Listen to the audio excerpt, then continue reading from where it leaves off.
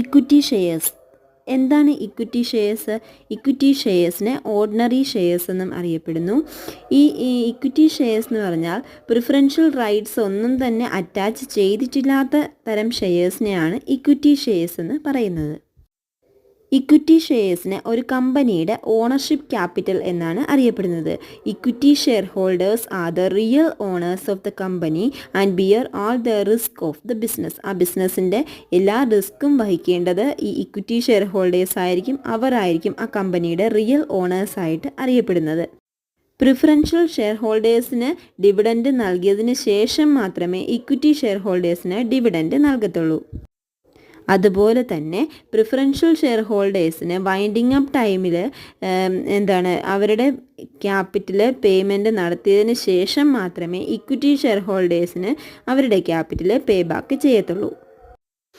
അപ്പോൾ ഓൺഡ് ക്യാപിറ്റലിൻ്റെ മൂന്നാമത്തെ കാറ്റഗറിയാണ് റീറ്റൈൻഡ് ഏണിങ്സ്. ഇക്വിറ്റി ഷെയർസും പ്രിഫറൻസ് ഷെയർസും നമ്മൾ കഴിഞ്ഞു. അടുത്തതാണ് റീറ്റൈൻഡ് ഏണിങ്സ്. എന്താണ് റീറ്റൈൻഡ് ഏണിങ്സ്? റീറ്റൈൻഡ് ഏണിങ്സിനെ പ്ലഫിംഗ് ബാക്ക് ഓഫ് പ്രോഫിറ്റ് എന്നും അറിയപ്പെടുന്നുണ്ട്. പ്രോഫിറ്റിൻ്റെ ഒരു ഭാഗം ഡിവിഡൻ്റായിട്ട് ഷെയർ ഹോൾഡേഴ്സിന് നൽകാതെ കമ്പനിയിൽ അല്ലെങ്കിൽ ആ കൺസേണിൽ തന്നെ റീറ്റൈൻ ചെയ്ത് വയ്ക്കുന്നതിനെയാണ് റീറ്റൈൻഡ് പ്രോഫിറ്റ് അല്ലെങ്കിൽ പ്ലഫിംഗ് ബാക്ക് ഓഫ് പ്രോഫിറ്റ് എന്ന് അറിയപ്പെടുന്നത്. It is therefore treated as ownership fund. അതുകൊണ്ടാണ് ഇതിനെ ഓണർഷിപ്പ് ഫണ്ട് എന്ന പേരിൽ അറിയപ്പെടുന്നത്.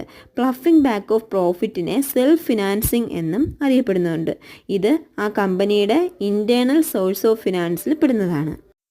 ഇങ്ങനെ ഈ പ്രോഫിറ്റിൻ്റെ ഒരു ഭാഗം ഡിവിഡൻ്റാക്കി ഡിസ്ട്രിബ്യൂട്ട് ചെയ്യാതെ റീറ്റെയിൻ ചെയ്യുന്നത് കൊണ്ട് തന്നെ ഈ എമൗണ്ടിനെ ഫർദർ എക്സ്പാൻഷനും മോഡേണൈസേഷനും വേണ്ടിയിട്ട് യൂട്ടിലൈസ് ചെയ്യാൻ സാധിക്കുന്നു.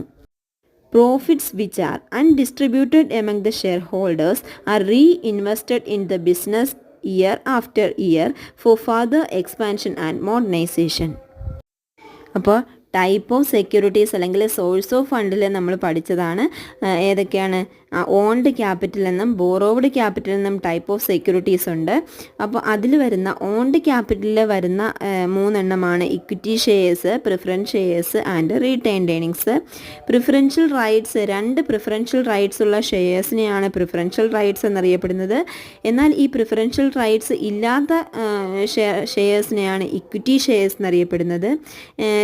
ഫിക്സഡ് എമൗണ്ടിൽ ഡിവിഡൻഡ് കിട്ടാനും കമ്പനിയുടെ വൈൻഡിങ് അപ്പ് ടൈമിൽ ഇക്വിറ്റി ഷെയർ ഹോൾഡേഴ്സിന് കിട്ടുന്നതിന് മുന്നേ തന്നെ ക്യാപിറ്റൽ റീപേയ്മെൻറ്റ് ചെയ്യാനുമുള്ള റൈറ്റ്സ് ആണ് പ്രിഫറൻഷ്യൽ ഷെയർ ഹോൾഡേഴ്സിനുള്ളത്. അൺഡിസ്ട്രിബ്യൂട്ടഡ് പ്രോഫിറ്റ് കൺസേണിൽ തന്നെ റീറ്റെയിൻ ചെയ്യുന്നതിനെ റീറ്റെയിൻഡ് ഏണിങ്സ് എന്നും പറയുന്നു.